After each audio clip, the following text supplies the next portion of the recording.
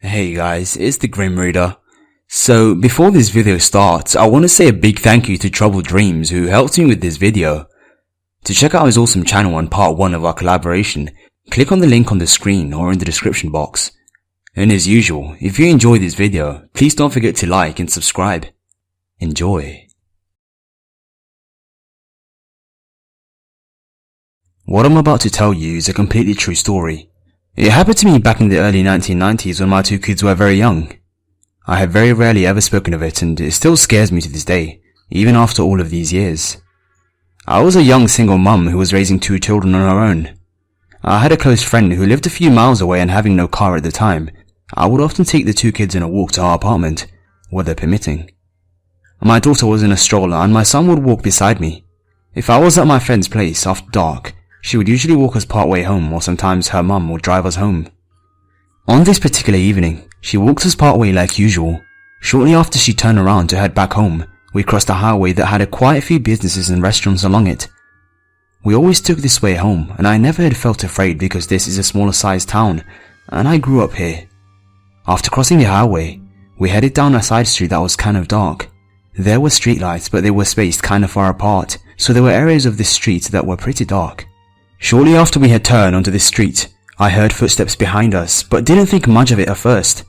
We just kept walking at the time, until I noticed those footsteps seemed to speed up, as if the person was trying to catch up to us. I stopped and turned around, and my heart about stopped in my chest. There was a very scary looking man right behind us. I've always been a very perceptive person, and I'm usually good at reading other people. I get these vibes or strong feelings about people, and when my inner alarm starts going off, I know well enough to pay attention to it. That inner alarm was shrieking at me to get out of there and fast. I didn't know what to do, and this was before cell phones were around, so it wasn't like I could just call the police on the spot. I did the only thing I could think of, and that was cross the street as fast as possible and head back to the well-lit highway, where there were lots of people around. We crossed the street and the creepy guy followed us.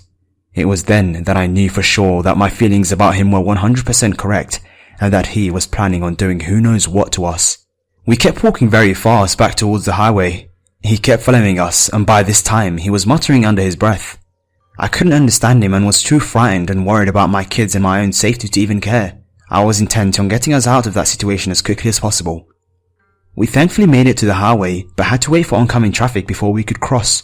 The creep was standing directly behind us by this time, and I was too afraid to even turn around to face him. He then realized we were going to escape, so he grabbed my arm and said, "You aren't going anywhere." I yanked my arm, turned out of desperation, and threw a punch at him, hoping to buy us some time. My punch landed on his cheek, which caught him off guard. I grabbed my son and picked him up, and we ran across the highway. I ran so fast I was afraid the stroller was going to tip over, but I managed to keep it upright. There was a pizza place right there when we crossed, and we ran inside. I told the lady working what had happened, but she had seen most of it and had already called the cops. She said to wait in there for them, which we did. As for the crazy guy, he was still standing across the street, pacing back and forth like a caged animal, yelling stuff that I thankfully couldn't hear. He was looking directly at me and would also shake his fist from time to time. As soon as he spotted the police car putting into the parking lot of the pizza place, he took off running. 2 cops had shown up in the same car, so one stayed with me and asked questions while the other went out to try and catch him. The police were unable to catch him, unfortunately. He had somehow given them the slip. I described him to the police, told them exactly what had happened, and they gave us a ride home. As far as I know, he was never caught, and that still haunts me to this day. I just hope that he didn't end up actually hurting someone else. To this day, I refuse to go out walking after dark. I just don't know for sure what this nut intended to do to us. But it couldn't have been anything good, that's for sure. Luckily, I was able to save our lives, but the thoughts of what could have happened to us keeps me awake at night sometimes, even after all this time. It's something that never leaves your mind entirely. So this happened a week or 2 ago, and went on for a week. Not continuous, though. I am a 16-year-old male who lives in the United States. And I live in a very suburban area where not much happens. So this encounter happened 3 times, and it happened in December. I had recently gotten home from a party at a family friend's house, and I got home and fell asleep right away. Nothing strange. Being a heavy-set kid, I play football for my school. I got hot with a blanket on me, so I decided to open my window, which overlooks the front of my house and faces the street.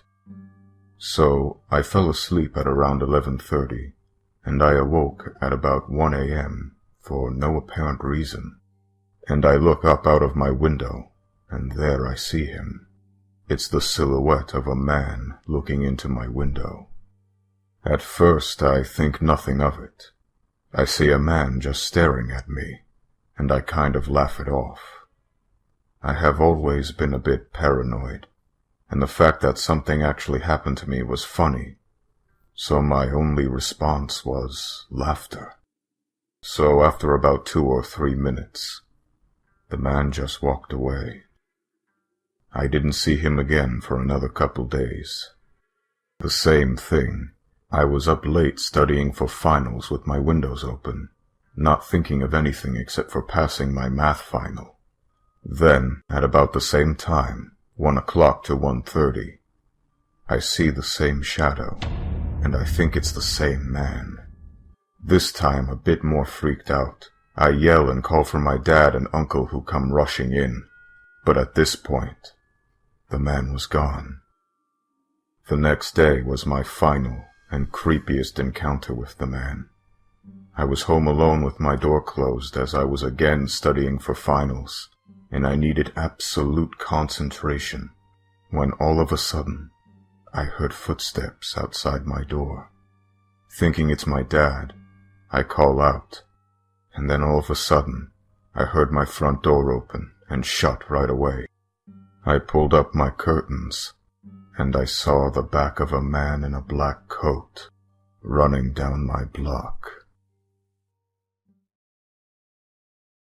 This is a completely true story told by my daughter. It happened several years ago when she was away from home attending a university. She was around 21 or 22 at the time and has always had good sense, even as a kid. Very intelligent person. One weekend, she had come home to visit family and friends.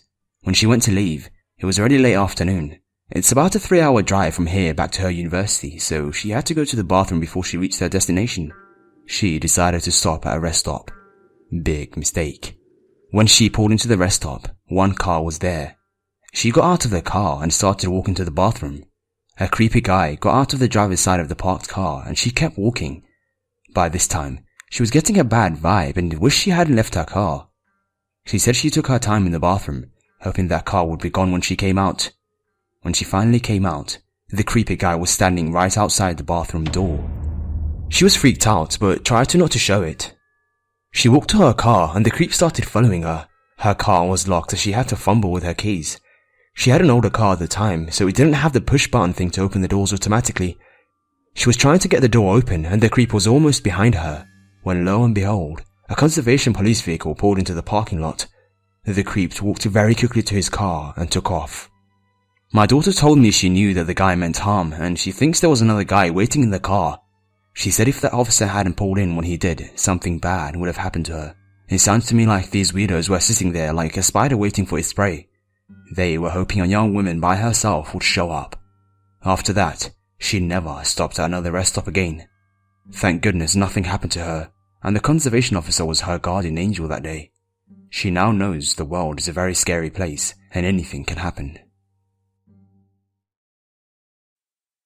This is my first post, so forgive me if I make a mess of it.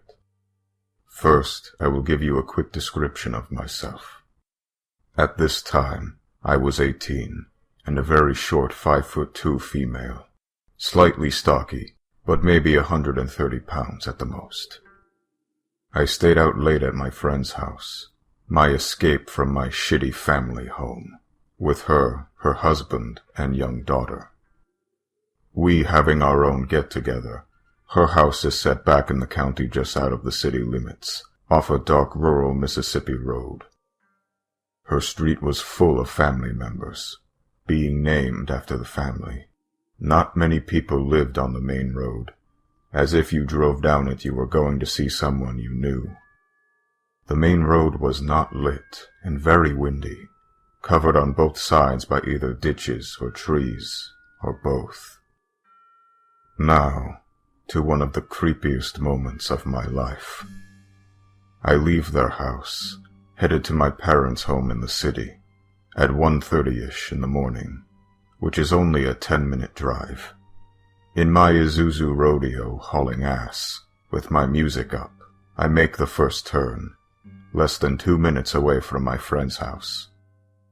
Out of nowhere, a lady appeared in my headlights. I quickly got into the oncoming lane, as no one else was on the road, and stopped. Mistake 1. Being as I have had many horrible encounters in my life, I rolled down the passenger side window and asked the lady if she was all right. She replies, "Yes, I was angry at my husband, and I wanted to kill myself, so I stepped out in front of your car." "Are you fucking serious?" I said. She asks for a light and leans in to grab it from me, as I can smell the liquor on her. She rambles on about how she tried to make her and her husband wreck, pointing to a car in the ditch ahead, with a red pickup behind it. I didn't notice them until now from paying attention to her trying to jump in front of my truck in the beginning. I have chills and red flags going off everywhere. I had my phone hid under my leg and never put my car in park, just stayed on the brake. She claims a nice man stopped to pull their car out of the ditch, as I can now hear both men yelling and cursing each other.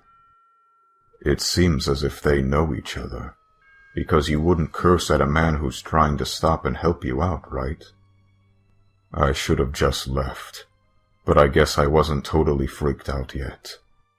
She stays close to my truck, trying to keep me in the conversation as to distract me, but I notice a light coming from behind.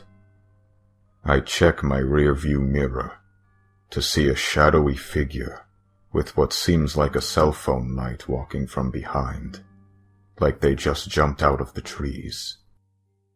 I looked at her and asked, "Who the fuck is that?" She points to her husband and the other man and names them, and I pointed behind me and said, "No, who is that?" She tries to keep me there, but looks angry almost. I immediately step off my brake and hit the gas, only to find the owner of the red truck blocking the whole road as I try to get by. I totally flipped and went straight into pure panic. I just gunned for the ditch and thankfully made it through. I hauled ass down the road for my parents' house and called the police. I never heard anything back, if they had found them or anything. But needless to say, let's never meet again, creeps. This happened a couple of years ago when I still lived in my hometown. I was around 17 years old at the time. I was going home alone one night after a birthday party. It was around midnight. As I was getting close to my building, I noticed a guy on his bicycle, but I totally brushed it off as I thought he was just working out late. During the time, I always used to use the stairs and never the elevator. So, I go for the stairs and halfway to my apartment, I feel someone lightly pushing me from behind. I turn around, and yes, it's the same guy from earlier. He didn't seem scary or intimidating or anything like that, and my first instinct was to ask him if he needed any help or something, and I did. He didn't say a word, just stood there staring at me. At this point, I started freaking out a little but didn't want to scream and show off that I'm scared, so I just decided to keep going to my apartment. I didn't live alone, and I knew that once I got to my apartment everything was going to be okay. So, I kept going, and he went with me. When I saw that he's still walking behind me, I said, "I don't think I can help you out, but don't worry, my dad is home and you can talk to him." As soon as I stepped in front of my apartment door and knocked on it, he drifted away, running down the stairs super fast.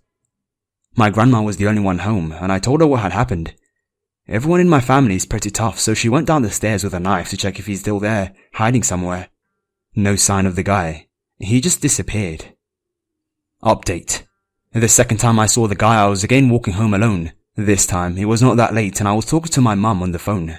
We live separately, her and my dad and brother live together, and I decided to stay with my grandma when they moved out because I didn't want to leave her alone. As I got close to my building, I saw him, on his bike again, riding across the street. This time I panicked and told my mother, "Mum, the same guy that followed me home is on the street in front of the building." At first, she didn't understand what I was saying, so I told her the exact same thing again. When she understood what was happening, I could hear in her voice that she freaked out too. As I got to the main front door of the building, I didn't see him slowing down or coming after me, so I kinda felt relieved that maybe this time nothing's gonna happen. I was updating my mom on everything, where I am, where he is, if he's coming, and what's happening in general. Because of the previous encounter, I wasn't using the elevator. I got in, and I told to myself, here, nothing bad happened. And right before the door closed, a hand stopped it. There he was again, standing in front of me. I was strapped in the elevator, and he was standing by the door, not saying anything, just standing there staring. I couldn't go up. I couldn't get out. My mind blocked and I didn't know what to do. Still on the phone, I stupidly told my mum that I'm gonna hang up and call her later, but she stops me. "Don't you dare hang up on me now. Do you need me to send your dad?"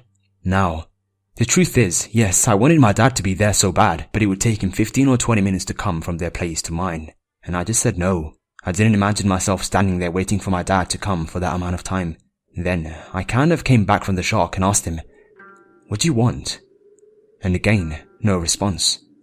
After this, we just stayed there for like ages. It felt like hours. Me in the elevator completely panicked, this man at the door, and my mum constantly speaking to me through the phone. The door then just closed, and he left.